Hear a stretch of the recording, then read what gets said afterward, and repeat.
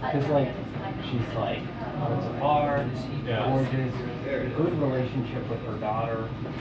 Yeah, but she was waiting. She was waiting to make a remake, you know? You don't think like Jeff Bezos would be like, wait, what? They swoop in? No, she knew this guy was going to Microsoft. No, to me, the GPS thing was really cool. When they blew up the airport, they couldn't like land one big tiny thing in that space. Everybody was furious. When you do, don't ask for the account. Oh, shit. You know that? No. What would you say? He hates it. His wife dated renable. His wife dated renable Seriously? Yeah. Exactly. They could have inserted a scene actually, you know, where Herbie's at the podium, he hears Tom Cruise.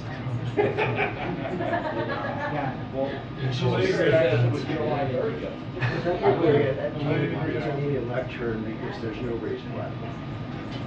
It's just a lecture. Okay. Super.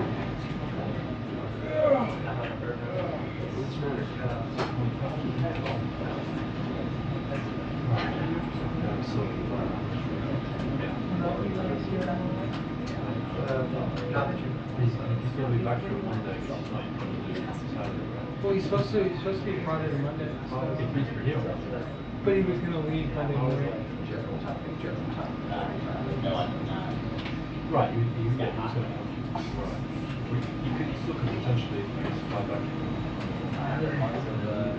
Yeah, that's what he goes Saturday. He is coming on Or are they on I strike? think he goes Saturday. Yes, I put this I just wanted to do that yesterday. I haven't, right, I have my purse. Yeah. The purse didn't work.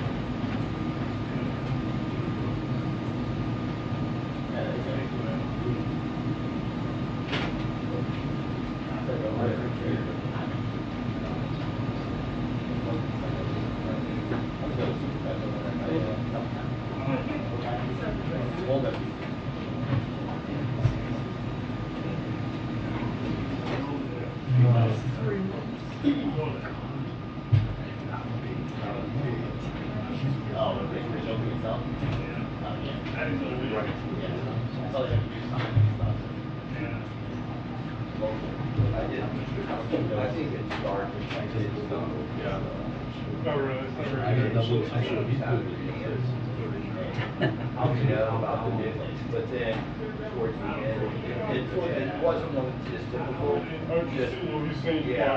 Yeah. He gets some spots where it's like, when it's going to come with motivation, so it's weird to go there.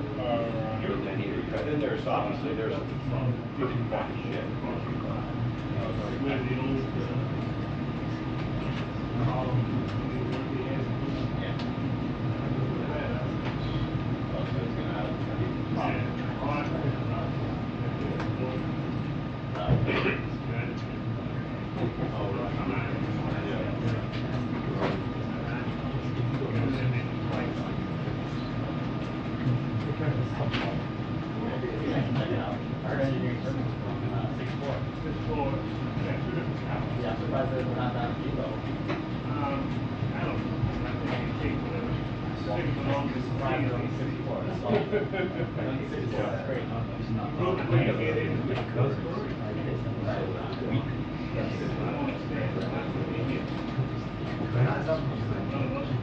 Well, obviously, it's show trust, eh, Rocky?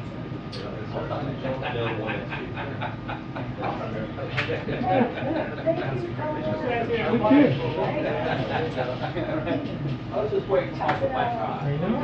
I was waiting right now. You away?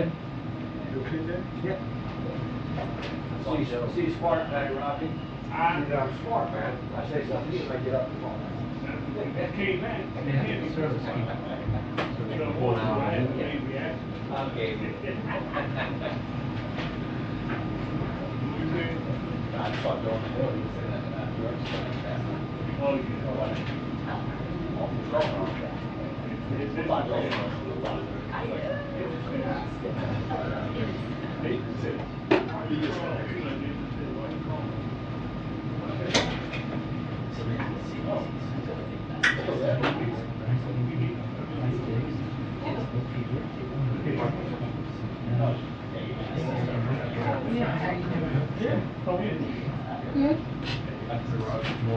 You ever done one of those treatments before?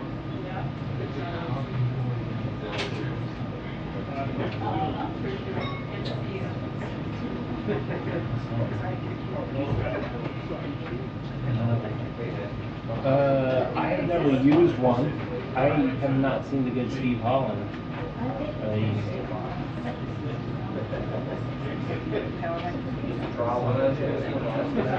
just know that some of the TV channels.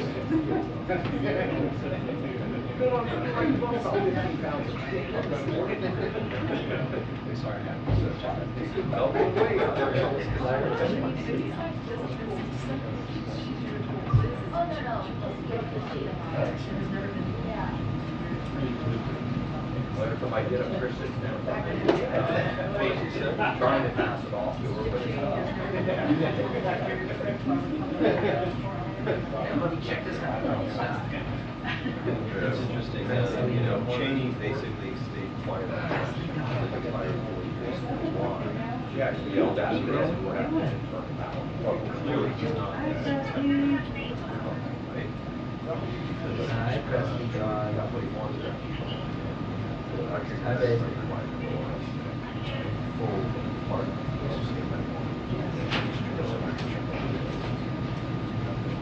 But now, that same lady, yeah, and it was just type of daughter.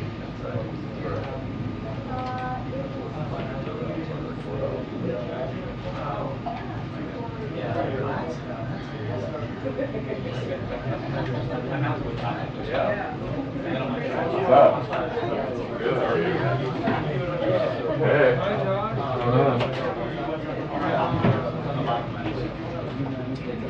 All the things?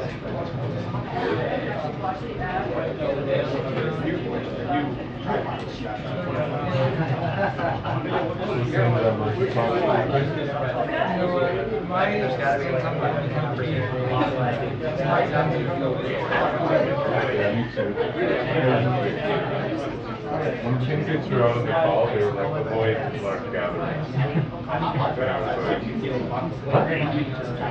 And of course, they're referring to multi-person.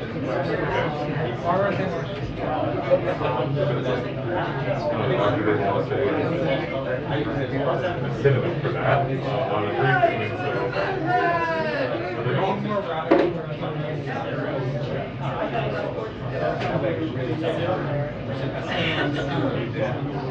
That's funny.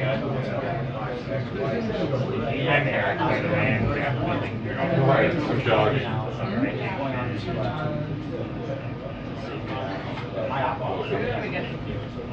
You got it? You found the plug? Failing on me right before the recorder gets up on camera. Oh, it's failing. Oh, it's like,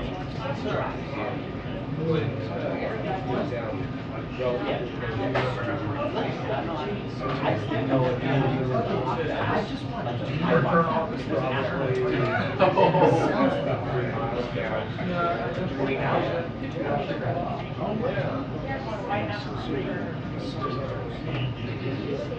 like $100.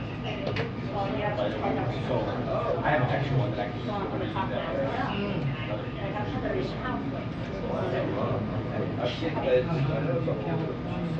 I told her I could take care of those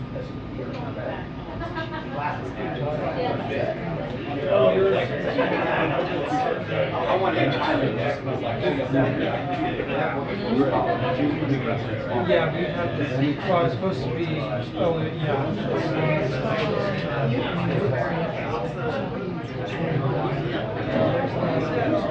writing this. Obviously,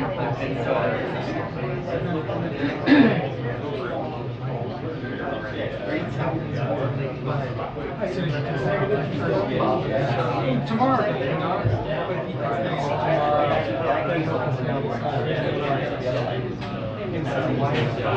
yeah.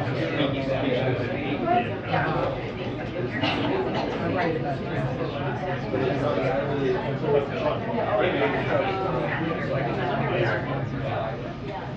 but there's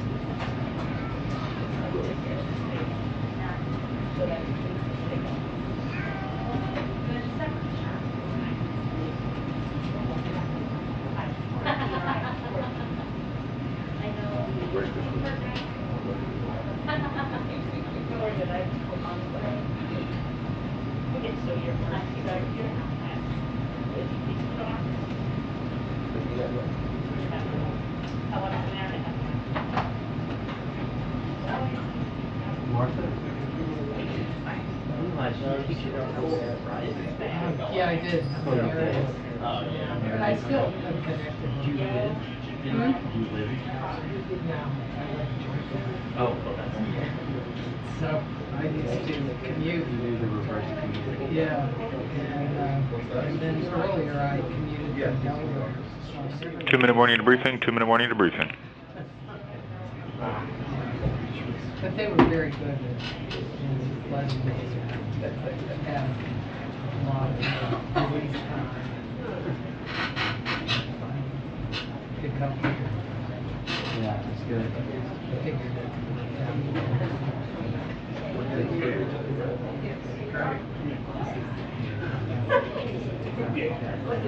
I've been back recently.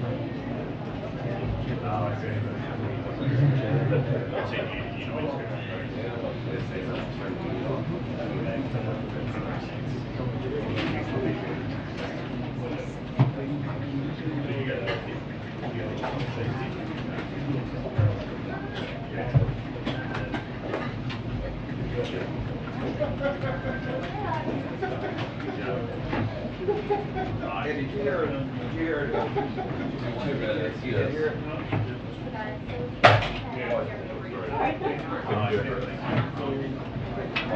Mike, that's it. I'm Jim. I'm sorry. I've only seen like really weird right after that. Well, it's funny, they did not have investigated earlier. What is the White House thing? I heard, yeah, 153, 153. Ed, you bring the fellowship one? Yeah. Ed, you bring the fellowship one? Yeah. That's shake.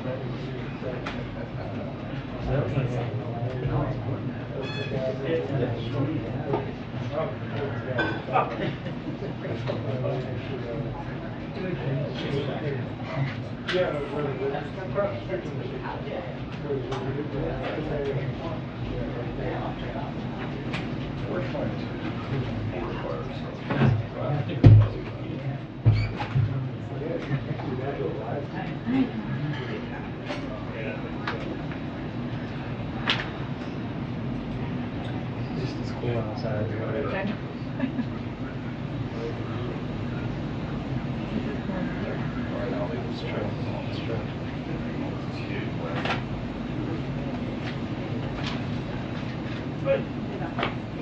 New York's asking already. Where's the pictures?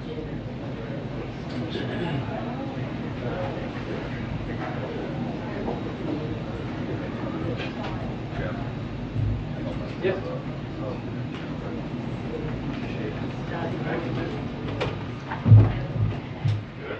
Good afternoon. Oh, it's so good. I love it. I just want to say a few words about the verdict, the Brittney Griner verdict. So today's sentencing is a reminder of what the world already knew. Russia is wrongfully detaining Brittney. She never should have had to endure a trial in the first place. We have repeatedly called for Russia to release her immediately so she can be with her wife, loved ones, friends, and teammates. Under President Biden's direction, the U.S. government continues to work aggressively, pursuing every avenue to bring home Brittney, Paul Whelan, and every American held hostage and wrongfully detained around the world. As you all know, we have made a substantial offer to bring her and Paul Whelan home. We urge Russia to accept that proposal. I'm not able to share more publicly at this time, but we are willing to take every step necessary to bring home our people, as we demonstrated with Trevor Reed. And that's what we're going to do here. I can assure you, this is something our national security team are focused on every single day. The President receives regular updates about the status of our negotiations to secure Brittney's release, as well as the release of Paul Whelan and other U.S. nationals who are wrongfully detained or held hostage in Russia and around the world. So we will continue, we'll continue to focus on getting our U.S. nationals home. So additionally, as you might seen 11 ballistic missiles towards Taiwan. To speak on this and other foreign policy news of the day, National Security Coordinator for Strategic Communications, John Kirby, is here to join me today, and he'll take over and take your questions. Go ahead. Thank you. Afternoon.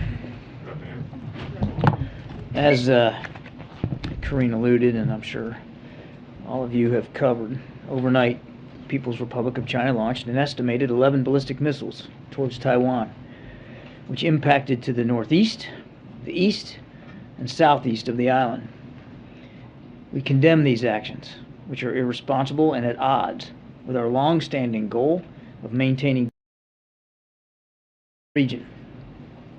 China has chosen to overreact and use the speaker's visit as a pretext to increase provocative military activity in and around the Taiwan Strait.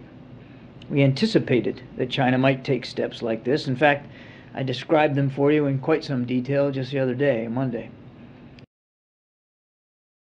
These actions will continue, and that the Chinese will continue to react in coming days. The United States is prepared for what Beijing chooses to do. We will not seek, nor do we want, a crisis. At the same time, we will not be deterred from operating in the consistent with international law, as we have for decades, supporting Taiwan and defending a free and open Indo-Pacific. Today is directed that the aircraft carrier USS Ronald Reagan and the ships in her strike group will remain on station in the general area to monitor the situation. We will conduct standard air and maritime transits through the Taiwan Strait in the next few weeks, consistent, again, with our long-standing approach to defending freedom of the seas and international law. And we will take further steps to demonstrate our commitment to the security of our allies in the region, and that includes Japan.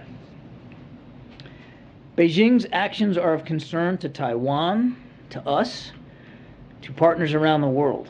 You probably saw the G7 yesterday rejected Beijing's attempt to coerce and intimidate Taiwan, which is a leading democracy. The nations of ASEAN also released a statement overnight about the importance of de-escalating tensions in the Taiwan Strait. And today, the Japanese government reported that 5 PRC missiles landed in their exclusive economic concern. Another example of how China's actions are undermining peace and security in the region. And we're going to continue to communicate closely with our partners around the world, which we have demonstrated over and over again is a strength of this administration. Beijing's provocative actions are a significant escalation in its long-standing attempt to change the status quo. As just one example, over the past 2 years, the PRC has more than doubled the number of aircraft that they have flown over the center line that separates China and Taiwan as compared to the time period between 2016 and 2020. And Beijing has pursued economic coercion, political interference, and cyber attacks against Taiwan, all of which erode the cross-strait status quo. The United States will be resolute, but also steady and responsible. We do not believe it is in our interest, Taiwan's interest, the region's interest, allow tensions to escalate further, which is why a long-planned Minuteman III ICBM test scheduled for this week has been rescheduled for the near future. As China engages in destabilizing military exercises around Taiwan, the United States is demonstrating instead the behavior of a responsible nuclear power by reducing the risks of miscalculation and misperception. We will continue to demonstrate transparency in our U.S. ballistic missile tests through timely notifications. That's a practice that China has often rejected. Rescheduling this test will not in any way, impact the modernization, the readiness, or the reliability of America's safe, secure, and effective nuclear deterrent. And the test will happen. It will be rescheduled for the near future. I want to reiterate, as I've been saying all week, nothing has changed about our One China policy, which is guided by the Taiwan Relations Act, the 3 joint U.S. PRC communiques, and the 6 assurances. And we say it that way every time because it's exactly consistent. And we said that we oppose any unilateral changes to the status quo from either side. We've also said we do not support Taiwan independence, and that we expect cross-strait differences to be resolved by peaceful means. We're also maintaining communication with Beijing. As President Biden told President Xi, the speaker's visit was consistent with our One China policy, that she had a right to visit, and that a previous Speaker of the House has also visited Taiwan before without incident. This is how we're going to defend America's national security interests and our values, and that is how President Biden directed us to operate in the days ahead, with consistency and clarity and transparency. We'll keep doing that, what we're doing, and we're going to keep supporting cross-strait peace and stability because it matters, not just in the strait, not just to Taiwan, but to the entire region. With that, take some questions. Thanks, John. A couple questions about Brittney Griner's sentence. First off, why do you believe the Russian judge chose a 9-year sentence for what appears to be a very minor infraction? I certainly can't get inside the head of a Russian judge. What we have seen similar maximum sentences for drug charges of foreigners in Russia. They typically, it's just historically speaking, foreigners that are arrested on drug charges and then convicted under their system tend to get much higher sentences than would be Russian citizens, but I honestly can't speak to it. I will tell you that, as Corrine rightly said, she shouldn't have even been on trial. She's wrongfully detained. Absent that, we find the sentence reprehensible in its scope. You know, some details of the U.S. Prisoner swap offer have obviously been public. Do you think the Russians would ever accept a prisoner swap that wasn't 1 for 1 or 2 for 2, 2 of our prisoners for 2 of theirs? That's a better question for the Russians. What I can tell you is that we put forth a serious proposal. And I know everybody is making some assumptions here about what that proposal is. I won't go into detail about it. But it's a serious proposal. We urge them to accept it. They should have accepted it weeks ago when we first made it. Why did you make the details of that offer, or the fact that you made an offer public? Doesn't that encourage Russia, or really any bad actor, to take more Americans prisoner, thinking the Americans are going to be willing to deal? Yeah, Tyler asked me that same question, I guess a week or so ago. We didn't make it public. We didn't make the decision to make it public lightly. I mean, it's not the kind of thing that you typically do. But what was happening in her case a week ago, what wasn't happening in our negotiations a week ago, and in the context of her having to testify in her own defense at a sham trial, all of that played into our decision to at least make public the fact that there was a proposal. It was an earnest attempt to see if we could get to some outcomes here, and we're still gonna keep making those attempts. Thank you so much. You had called a counteroffer by Russia unserious, which involved their offer that the U.S. release a convicted Russian national who's being held in Germany, convicted of murder. Is it still an unserious offer? Are you giving it another look in light of the sentence? Nothing's changed about our position on that topic. I mean, I don't think we'd go so far as to even call it a counteroffer. President Biden said today, in response, my administration will continue to work tirelessly and pursue every possible avenue to bring Brittney and Paul Whelan home safely as soon as possible. Is that a suggestion that he's willing to go even further? Is there more that the U.S. can do to pressure Russia to accept this offer?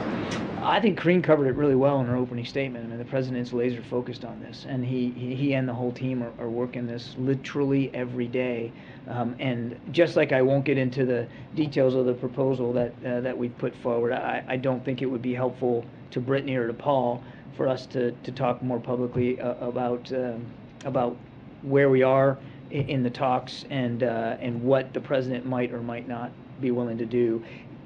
I just want to, again, reiterate what Corrine said. He wants to see Brittney and Paul home, and he's personally involved in seeing to making sure that outcome happens. Very quickly, has the president spoken to Brittney Griner's family? Does he plan to do so? I don't have any recent, in terms of the last couple of days. I don't have any not in the wake of the sentencing. No. And just very quickly on China, given what China's actions that you talked about at the top, does the administration believe it was a mistake for House Speaker Nancy Pelosi? We have said consistently that the Speaker had a right to go. As Speaker of the House and a member of Congress, she had a right to go. And I know we're all focused on the stop in Taiwan, and certainly given the events of the last 12, 18 hours, understandably so, but she's not just going to Taiwan. I mean, she's moved on now to visits in Japan and South Korea, 2 treaty allies, Japan in particular, deeply concerned about what's going on.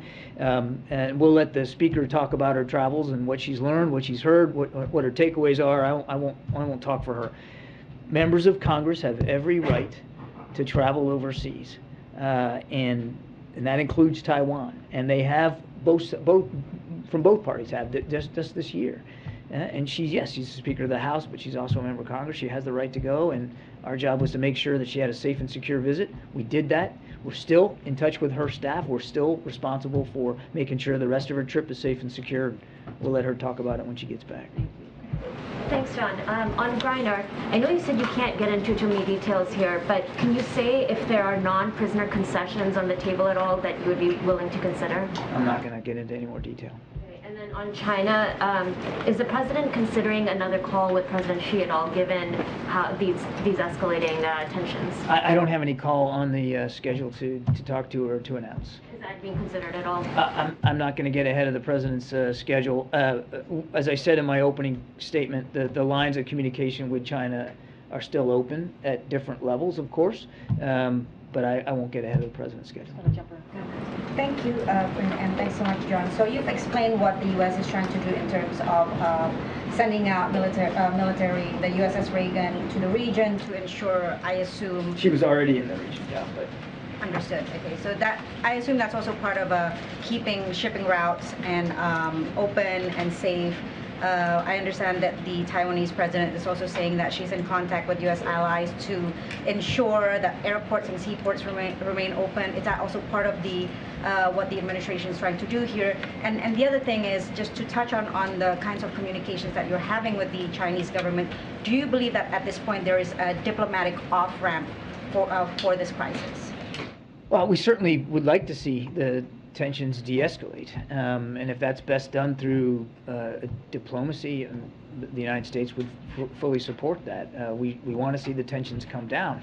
I would submit to you that they could come down very easily by just having the Chinese stop these very aggressive military drills and flying missiles in and around the Taiwan Strait. You don't need diplomacy to just simply stop doing something that's escalating the tensions and putting peace and security in the region at risk. Look, the Ronald Reagan and her escort ships, very capable strike group. They're there to monitor the situation. They'll be there for a little bit longer than they were originally planned to be there. Again, I won't get ahead of the ship's schedule, but the president believed that it was the prudent thing to do to leave her and her escort ships there just a little bit longer. Just to follow, is there any kind of support that the U.S. is providing to Taiwan in terms of protecting it in the context of cyber security attacks? I think that's also something that the Taiwanese are concerned about. Yeah, look, I for lots of good reasons, we don't talk about steps we take either unilaterally or bilaterally in cyberspace. We are committed, as we have been now for decades, to Taiwan's self-defense. I'll leave it at that. Give us a sense of what Griner's sentencing may mean for negotiations. Her Russian lawyer had said that a deal wouldn't be possible until after she was convicted and sentenced. So now that that's happened, is it more likely, you think, that we may see them willing to negotiate? Essentially, does a conviction open new doors for negotiation? That's really up to the Russian side. We're still open to having our proposal seriously and positively considered. And if on the Russian side that means that they feel like they're more empowered to do that, then so be it. We want them to take the offer that's on the table because it's a good one, it's a fair one, and it'll help bring Paul and Brittney home. And if this is what's it's gonna take to get them to yes, then okay, let's get to yes. Let's get them home. And it has been now almost a week since Secretary Blinken and Lavrov spoke over the phone. Have you gotten any serious signs from Russia that they're willing to negotiate? Is there any glimmer of progress since then in the last week? I'm not going to negotiate in public. Conversations are ongoing at various levels, and I'll just leave it at that. And just to follow up on Nancy's question, what message do you think the Russians are trying to send to the U.S. by giving Brittney Griner so severe a sentence? Again, I can't speak for the Russian judge, and And your question presupposes that it's a message-sending exercise. Maybe it is, maybe it's not. As I said, historically, what we've seen is foreign-born citizens that are arrested and convicted of drug charges tend to get, just historically, anecdotally speaking, tend to get higher sentences, almost to the max, which in many cases is 10 years in Russia, as opposed to Russian-born citizens of the country convicted of the same offense. It's just, it tends to be the case there. So I honestly, I wish I could get inside the judge's head. I can't do it, so I can't define why he chose 9 years. As I said to Nancy, it's a reprehensible sentence. She shouldn't have been on trial to begin with. But again, that's why I think that's why you saw the president come out so strongly against this sham trial to begin with. But to be clear, do you think she's being used as a political pawn here? We think that Brittney and Paul Whelan are being wrongfully detained. They are being wrongfully detained. They need to be let go. They need to come home. We're going to keep working on that. I cannot ascribe Russian motives or intent here. It wouldn't be appropriate for me to try to speculate what's in their heads. All I can do is tell you where President Biden is and the national security team. Wrongfully detained, need to come home. There's a deal on the table. Let's make the deal. Let's get them home. I'll come back there to Peter and then Thanks, John. Why is it that over the last couple months, President Biden has been so much tougher on Russia than he is on China? I wouldn't agree with the premise of the question, Peter. Well, I think when Russia was getting aggressive around Ukraine, the president was out every couple days telling Putin, don't do it. And now China is getting aggressive around Taiwan, and we're not hearing anything like that from the president. Oh, beg to differ. We've been standing up here for almost a week, Peter, talking about our concerns about what China was preparing to do. We put out declassified information that we saw what the Chinese playbook was going to be. Look, I stood at another podium not long ago, and much of the same way we reacted then, we're reacting now in terms of being honest and transparent about what's going on and calling it out for what it is. And then today, talking about exactly what we're going to do to make sure we can help preserve a free and open Indo-Pacific. So I'm afraid I just challenged the premise of your question. I know you said that there is not a call scheduled with Xi. Is there a reason why? Because President Biden's known him for decades. Yeah. He's got a lot of free time up there in the residence this week. He doesn't have free time. Is there a reason he can't just pick up the phone and call? He's been working all the way through his illness, quite frankly, Peter. So that's a little bit insulting. And as for a call, it is. It is. That someone who is isolating by themselves. You suggested he has a lot of free time, as if he's not doing anything, and you know that's not the case, Mr. Ducey. Now look, as for a call with President Xi, I don't have anything on the president's schedule to speak to. If ever the president felt like a call with President Xi was the appropriate way to respond, or that it would have an effect and an outcome that he wants to achieve, he certainly would be willing to do that. He's talked to Xi now 5 times. It's not like he's afraid to pick up the phone and call President Xi. And if there's if a call is the right answer, I'm sure that President Biden will do that. But I'm not going to get ahead of the president on this. I do want to stress, I said it before, but I do think your question begs me to say it again, that the lines of communication are still open with Beijing, and we're using those lines of communication. And I think you'll see that in days to come as well. That's really important. And that's one of the reasons why President Biden made that call a week or so ago, was to make sure, and you saw it in Kareen's readout, to make sure that those lines of communication stay open, and they are. Jeremy, and then I'll come to the back.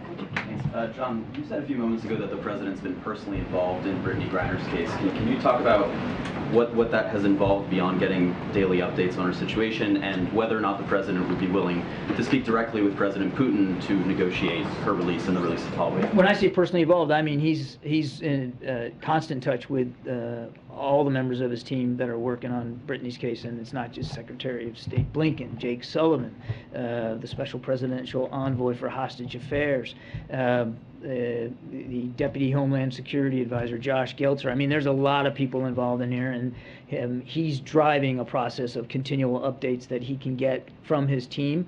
He's offering guidance to them as needed. You've seen that he has talked to Mrs. Griner herself, and certainly would expect that he's going to continue to have those kinds of conversations going forward. He's staying focused on this. And as for speaking with President Putin directly? Oh, I'm sorry. Again, I don't have, similar to the presidency, I don't have any calls to announce or speak to with President Putin. The president is comfortable that the proposal that we put forward is a serious one, and he urges the Russians to accept that proposal so we can get Brittney and Paul home. And then you talked about the decision to make public that you had made an offer to the Russians, and you suggested that part of that was perhaps to put some pressure on the Russians because they hadn't been really all that responsive. Do you feel like making that offer public has changed anything?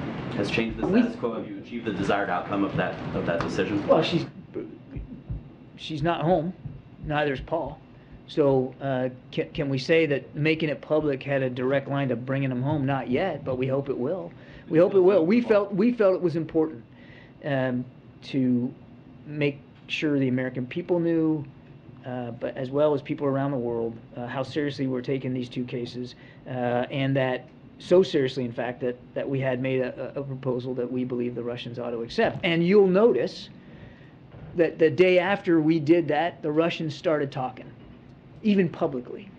So I'll leave it at that. And then on a separate issue, CNN reported today that the Department of Homeland Security is going to stop wiping mobile devices of high-level officials and political appointees without backing them up first, and is launching a 30-day review of policies. Is the White House directing any other agencies to take similar steps, including the Department of Defense, for example? I'm not aware of any other instructions to other agencies. And then just lastly on Russia more broadly, can you speak at all to this newly declassified intelligence that Russia is preparing to plant fabricated evidence as it relates to this attack on the yeah, I can actually. Prison? Yeah. So I can share, based on downgraded intelligence, that we expect that Russian officials are planning to falsify evidence in order to attribute the attack on the Olenivka prison on the 29th of July. They're going to try to attribute that attack to the Ukrainian armed forces. We anticipate that Russian officials will try to frame the Ukrainian armed forces in anticipation of journalists and potential investigators visiting the site of the attack. In fact, we've already seen some spurious press reports to this effect where they have planted evidence. We have reason to believe that that Russia would go so far as to make it appear that Ukrainian HIMARS, the high mobility advanced rocket systems that have been so much in the news lately, were to blame, and to do that before journalists arrived on site. And again, we're beginning to even start to see some press reporting to that effect. Okay, way in the back in the blue, way in the back. It's me? Yes, thanks. You're not Blue James. John, yes. When you say that the U.S. is prepared, when you say that the U.S. is prepared for what China will do you mean that you are prepared to engage militarily? I'm saying we are prepared for what China may do, and I think it probably wouldn't be a good idea to go into a great level of detail on that. Let me say that when I say we're prepared for what China may do, it's across all the tools of government power. It's not just about the military. We have a robust military capability in the region. We have strong alliances and partnerships in the region. We also have economic throw weight, right? And we have diplomatic throw weight. There's a lot of things that the United States can bring to bear if we feel like we need to. But here's the thing. We shouldn't need to do it. And it shouldn't come to blows. There's no reason for this manufactured crisis to exist. The Chinese have used Speaker Pelosi's trip as a pretext. Yes, they're claiming it's a protest. I got it. But it's also a pretext to try to up the ante in tensions and to actually try to set a new status quo, to get to a new normal where they think they can keep things at. And my point in coming out here today was to make it clear that we're not going to accept a new status quo, and that it's not just the United States, but the world will reject it as well. After the last talk between President Biden and Xi, there were indications that a meeting between the two presidents may take place. There was a room for that. Given the current situation, do you think there's a room for a meeting between the two presidents? Nobody's ruling out the possibility for a meeting between the two presidents. Phil, then Ed. There's reporting that the Biden administration is lobbying against legislation that would designate Taiwan as a major non-NATO ally. Can you tell us if that's accurate? And as we move towards what President Biden has often described as an era of autocracy versus democracy, should we be strengthening ties with Taiwan by entering into such a designation? I think we're, with respect to this proposed legislation, I think we're going to avoid too much comment right now. We certainly appreciate and respect the role of Congress and, frankly, the support across the aisle this year and so many years in the past for support to Taiwan. But I don't think it behooves us to try to get ahead of some proposed legislation before it moves further on down the ways. I will only add that the Taiwan Relations Act, which is the law of the land, does provide the administration a lot of vehicles and venues, and we get fixated on the Taiwan Relations Act in terms of a security perspective and arms sales, and those have continued under this administration, and they will continue under this administration. But if you read the act, there's an awful lot more to it than just arms sales, and we fully respect that law of the land. We'll follow that law of the land. It does provide on its own an awful lot of flexibility and authority for the administration to continue to support Taiwan, particularly in their self-defense, and we're going to keep adhering to it. And then more, just a quick follow-up. You mentioned this briefly about the canceled ICBM test. Can you speak more generally to the decision not to move in that direction, to cancel that? Was that the president's decision? And I guess can you put a little bit more meat on the bones in terms of lessening tensions right now? Yeah. First of all, it's not canceled. It's only been postponed, and it's been postponed for a short period of time. I'm not going to tell you what the date certain here is on the calendar, but there is a date certain, and it's just been postponed for a short period of time. So it's still going to happen, and because it's not being postponed for an exorbitant amount of time, it's not going to have, as I said, any effect on our nuclear readiness. The decision came in light and in context of the tensions that we're seeing right now, and they're pretty escalated. I mean, temperature's pretty high, and the president believed, and the national security team believed, that a strong, confident, capable nuclear power can afford to wait a couple of weeks for a test to make it clear, not just in word but in deed, how serious we are when we say we have no interest in escalating the tensions. We don't think there should be a pretext for crisis or conflict. And we're not, as I said in my opening statement, we're not seeking one. And this decision to postpone for a short while is meant to prove indeed what we're saying in words about how serious we are. It's the responsible thing to do. It's the strong, confident thing to do. And the president stands behind that. Just a couple more. Ed, and Thanks, Green. Yeah, thanks, Green. Thanks, John. So, given the aggression that we're seeing from China around Taiwan, and the FBI director today saying that China is the biggest threat to the U.S., or the #1 threat to the U.S. in the next 10 years, would the president then caution companies from expanding business or doing business in China? We have been nothing but transparent with businesses about private corporations about our concerns regarding operations in or with China. But they're private companies, and they make their own decisions, and we have to respect that. What about supply chains with the activity going on around Taiwan? How is that affecting our supply chains, and will we have problems? I don't think we've seen any effects yet. I mean, we're only a few days into this, so it's something we're watching and certainly concerned about.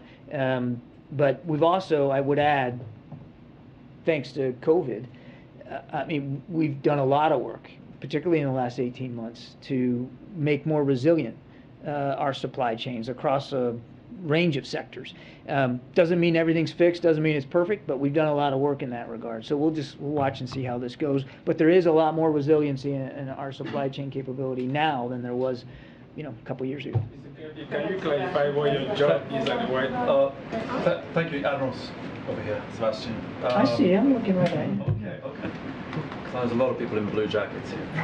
The next one. So back to Ukraine and the deaths of those Ukrainian POWs. So the US is coming under, you're saying like a whole fabricated, propaganda narrative is being spun. Is there anything that the administration will be able to point to, have people look at when they look at what the pictures that are being and so on, that would tell you that there would not be a HIMARS? Is there any evidence that you're going to be able to bring? Well, let's see what they plant, right?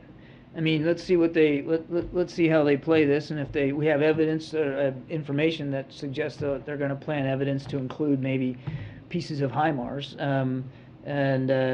We'll see what they do with it. I mean, I think yes. I mean, analysts would probably, depending on how big the piece is, and whether you'd be able to look at it and know whether it was in fact coming from the munitions that HIMARS fire. Is that what you? Yeah, I kind of meant starting from now, not when whatever is going to be shown to journalists is shown. I mean, now, so far, is there anything that people could look at and say that doesn't look like a HIMARS impact, or yeah. Is there anything the U.S. is going to be able to bring forward itself?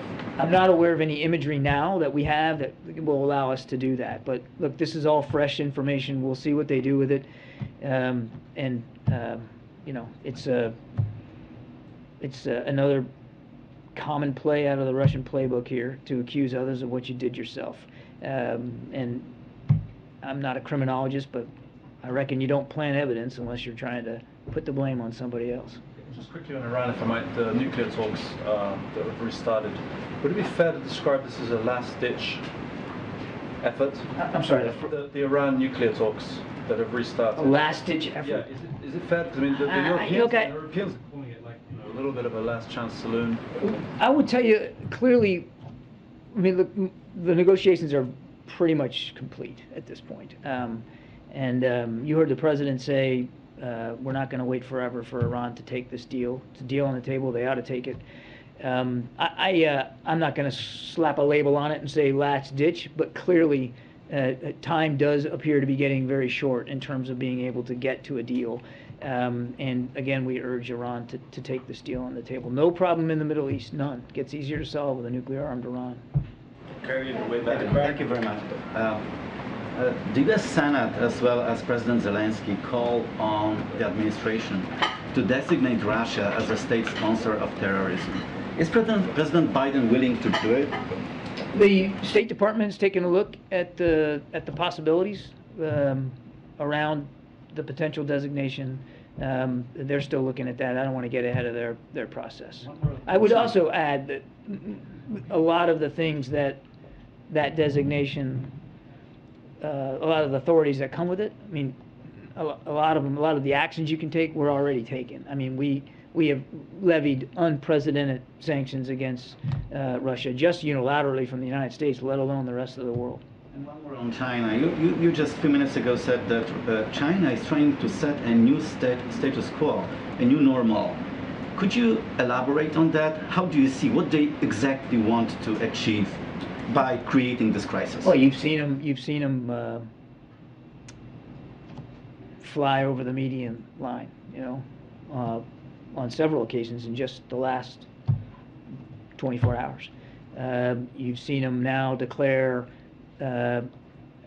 naval operating areas, exercise areas, much closer to the island than they did 25 years ago.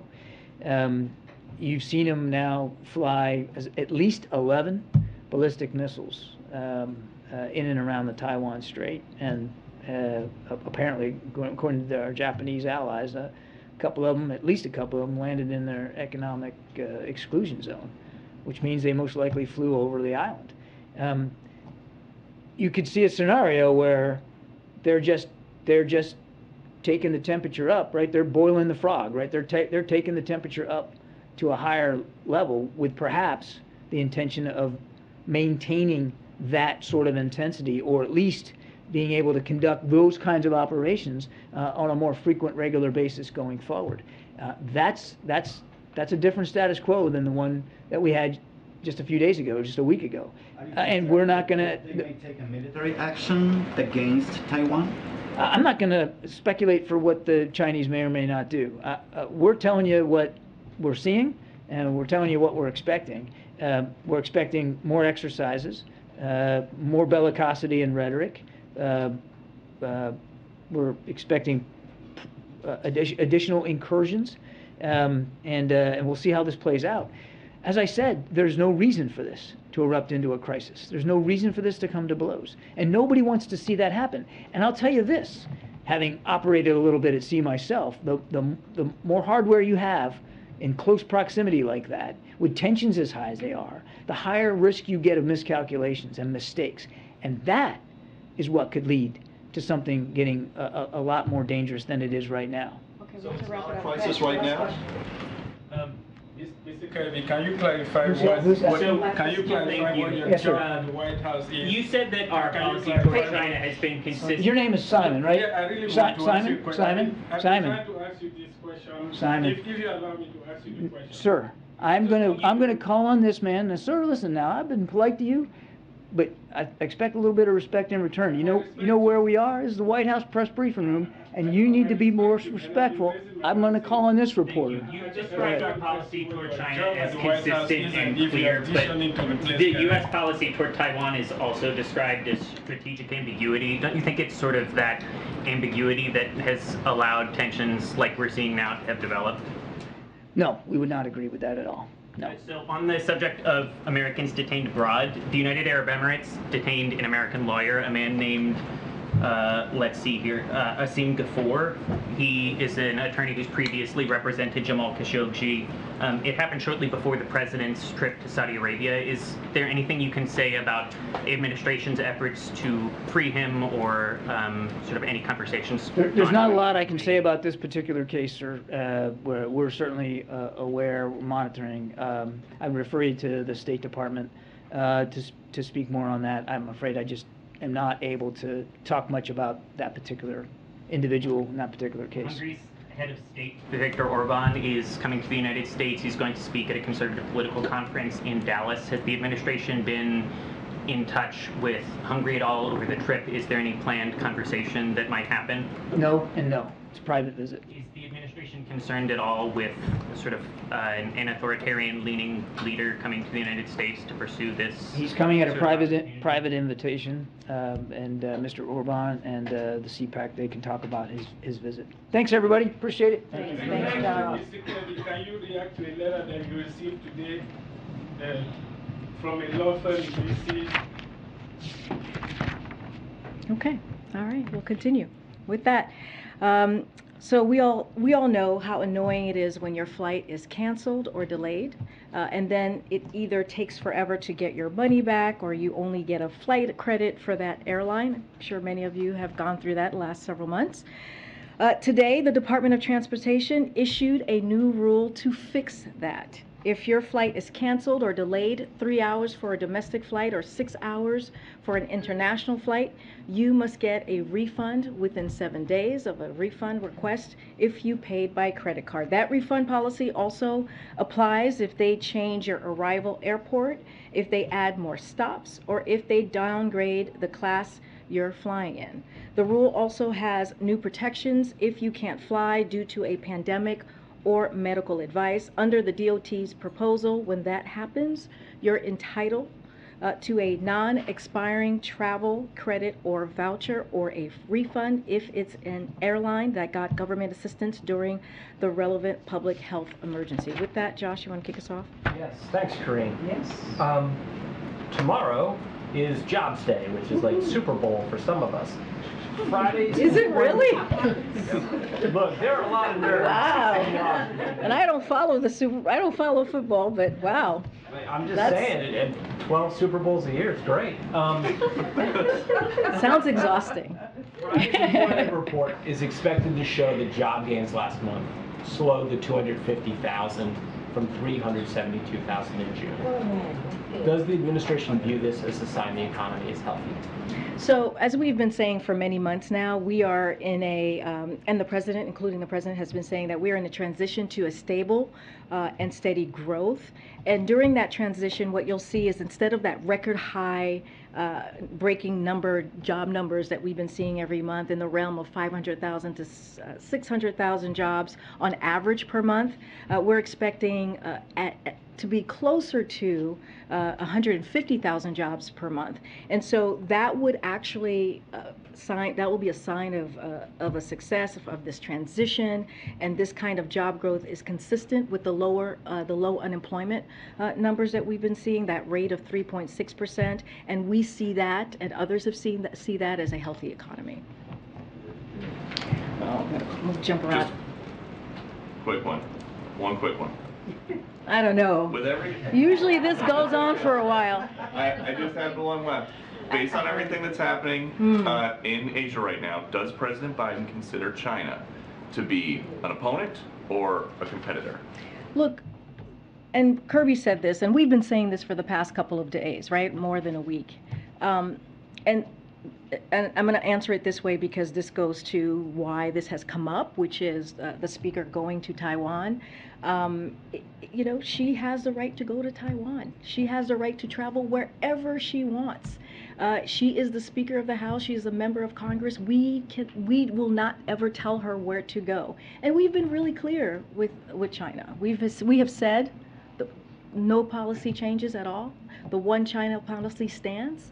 And the president just a week ago today spoke to President Xi. It was the 5th time that they spoke. They continue to have an open dialogue. And so that is, I just want to make that really clear, and just, you know, they're the ones escalating here. Just the relationship moving forward, though, would he consider China a competitor or an opponent of the United States? I mean, look, when you think about our economy, when you think about how we're competing around the world, around the globe, you think about the CHIPS Act, right, and the CHIPS and Science Act. One of the reasons we talked about making sure that got done in a bipartisan way, we saw that happen just a couple days ago, is we want to be able to compete, right? We want to be able to compete with China. And we want to be able to have those manufacturing jobs, investment in the United States, and also strengthen our supply chain, make sure we strengthen our national security. So, you know, as it relates to that in that realm, you know, yeah, we want to be competitive as a country. Okay. Thanks, Brittney. When was the last time President Biden spoke with Senator Sinema? Don't have a call to read out to you at this time. Can you tell us how he views his role in getting the Inflation Reduction Act over the finish line? I know you've been asked some version of this question probably every day this week. Trying to take another stab at it, though.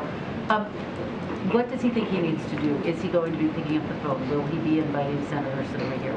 How does he view his role? Well, I can tell you how he views this anti-inflation piece of legislation. He's grateful for it. He thinks it should be passed. He thinks it's going to change the lives of middle-class Americans across the country. When you think about the prescription drugs, when you think about lowering utility cost, this is going to be critical. When you think even about the ACA provisions, lowering healthcare costs as we talk about premiums, and how important that is to many Americans. So that's how he sees his role in continuing to talk about it. We have been talking about these pieces, these components of this legislation for some time now. And so he's going to continue to have conversations. Our team is going to continue to have conversations with members of Congress. But he's been very clear. He wants to see this pass and to his desk so he can sign. Given how important he believes it is, as you just laid out, he took a decidedly step back and let Senator Schumer and Manchin really be the two engaged in the negotiations to get the Inflation Reduction Act to this point. So I guess the question is, does he feel like he wants to have a more direct engagement in these final round of negotiations with Senator Sinema asking for changes? So what we've been pretty clear about, I think for about a year, actually probably since the beginning of this year, is that we were not going to negotiate in public. We believed that the Senate, the House, they need to do their work. That we let them speak to the pieces of legislation that they're putting forth and they're trying to move forward. We support this. We support the work that Senator Schumer and Senator Manchin are doing. Again, this is incredibly important to the American people. I think, though, what is important, I know there's always this focus on Democrats and on what's happening with Democratic members in the Senate. I think what's important here is when you look at this bill, when you look at this this anti-inflation piece of legislation, and you look at the support across the country, it is bipartisan. It is bipartisan support. There was the Politico Morning Consult poll that came out yesterday. More than 70% of support for many components of that bill. And it's Republicans in Congress who are opposing this. They're the only ones who are opposing this. And I think that's what matters. What matters to us is what Democrats are trying to do and how we're trying to change the lives of the middle class. Just very quickly, Senator Sinema is not yet supporting it, and based on our reporting, she is opposed to closing the carried interest tax loophole. Would the president support a final piece of legislation that did not include that? Look, I can't speak for Senator Sinema. I'm not going to. She can speak for herself. I know that she's more than capable of doing that. What I can do is speak for this president and how he sees this piece of legislation that is so critical and important. And when you think about the corporate tax component, that 15%, you have corporations who are paying $0. And this is an opportunity to close that loophole. We've heard from many experts talk about how that 15% on corporate businesses is going to make a difference. It's going to be able to add that $300 billion so that we can bring down the deficit. It's going to be able to have Americans have lower costs. And so that's what we see and we think, and we have been very clear on that, how important it is to close that loophole and make sure that we're not increasing taxes on middle-class Americans that are making less than $400,000. And that does this. This act does that. Great. We've seen big oil companies report huge profits yet again in recent days. But since gas prices have started falling, we haven't seen the same level of criticism from this administration. Is profit taking in that industry and a lack of investment in production still a big issue for the Biden administration? So can you say that one more time? Sure. We've seen big oil companies make big profits in the recent days. We haven't heard the same level of criticism from this administration since gas prices started falling. And just wondering if that is still an issue for the Biden administration. Are you still looking to curb profit taking and increase production? So we've been very clear about that piece, making sure that the oil companies, the profit that they're making actually goes to the American people. We say this all the time. The American people should not be the first one to pay the increased cost and the last ones to see the benefit. And we all continue to call on oil companies to make sure that they pass on that profit to Americans. I want to talk a little bit about, we had the Department of Energy had that meeting with oil companies, and it was very constructive, the conversation with oil companies, and we welcome the steps that they are taking to increase production. For example, just want to give you a couple of examples. After discussions with the Department of Energy, one company just last week announced that they are bringing back refining capacity at a New Jersey facility, so that is important. And in June, America produced on average 12 million barrels of oil a day, and that number continues to increase and is on track to reach record high. So all of these things are important as we're trying to bring prices down. Oil is down about $25 a barrel from June. Gas prices have gone down every day this summer and are now below $4 for most of the country. So that indeed matters. And so so we're going to continue to do the work. We know that we have to give Americans, as you hear the president say, a little bit of breathing room, and we're going to continue to do that work to make sure that happens. Go ahead. Thanks, Karine.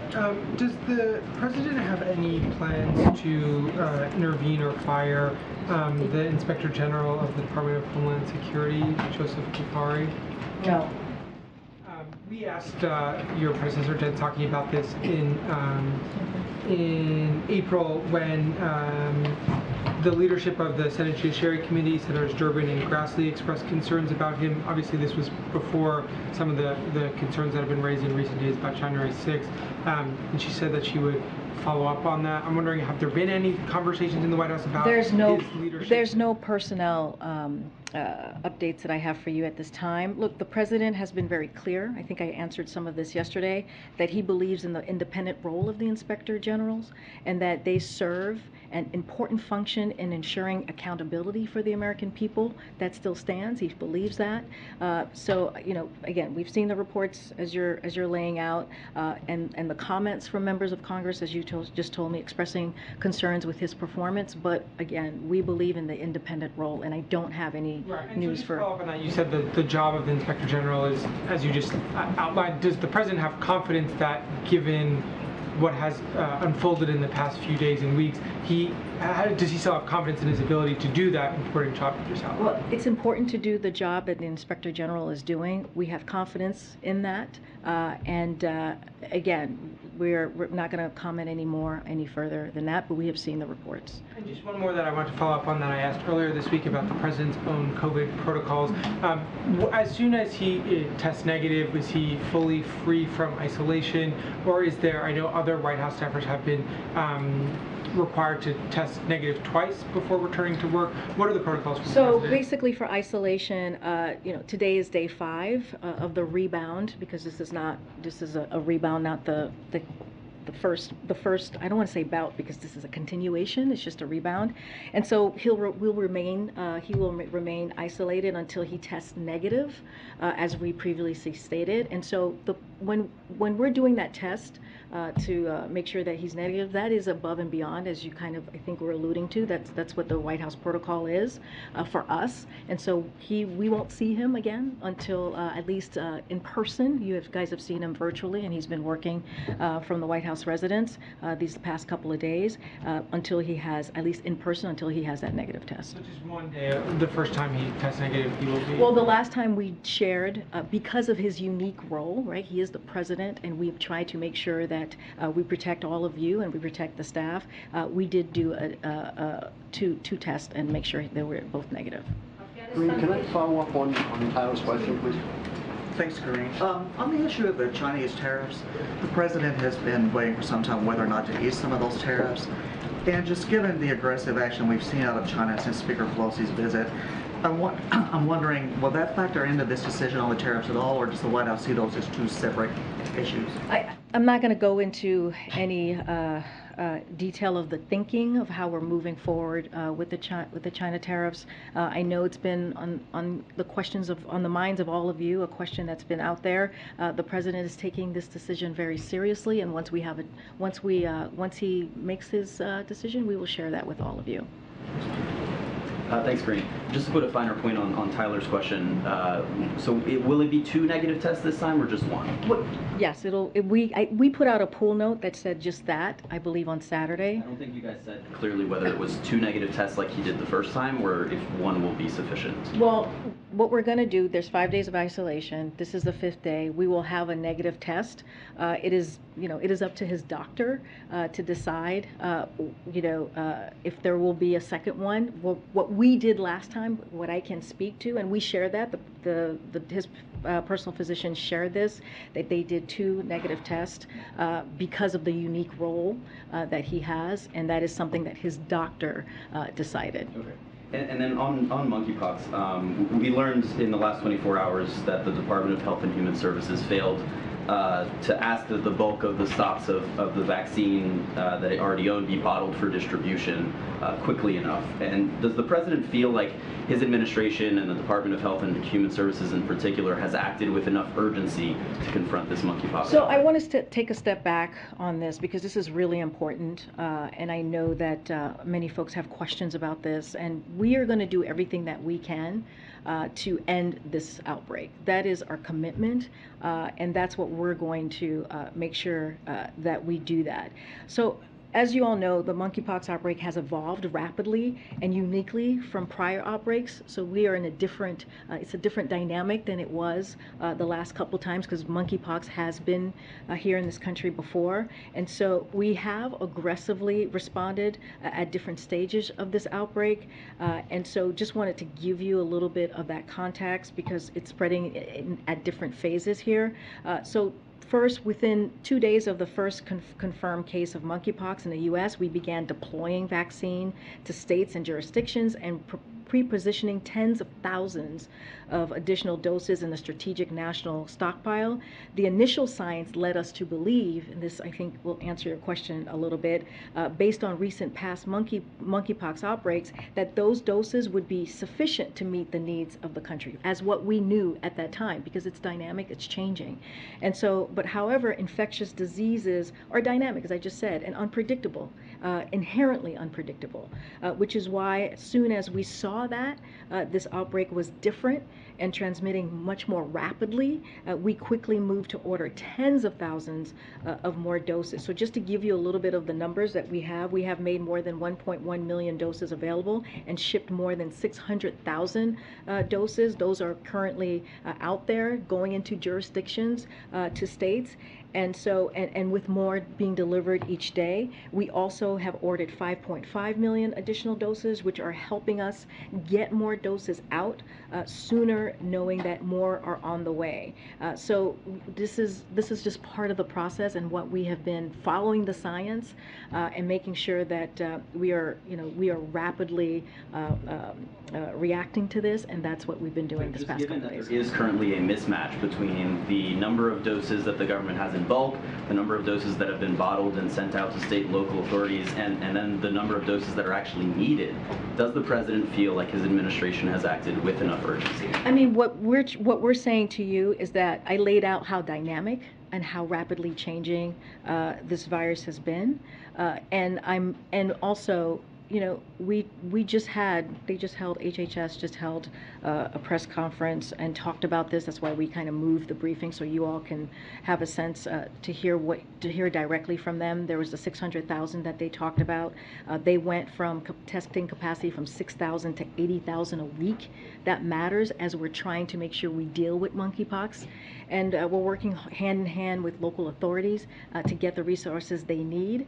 And so, and as you also know, they took an additional step, which is to announce a public health emergency declaration of monkeypox. And that's important because what that's going to do is going to help accelerate the vaccine production and distribution. This includes new dosing strategies that have the potential to increase the number of available doses by 5-fold. So yes, the president has confidence in HHS, and let's not forget, we just brought on the monkeypox coordinators, the response team, which is going to also make a difference. And on that front, it does seem like this week you've named a monkeypox coordinator, you've now declared this public health emergency. It seems like the administration is shifting into a higher gear as it relates to responding to this outbreak.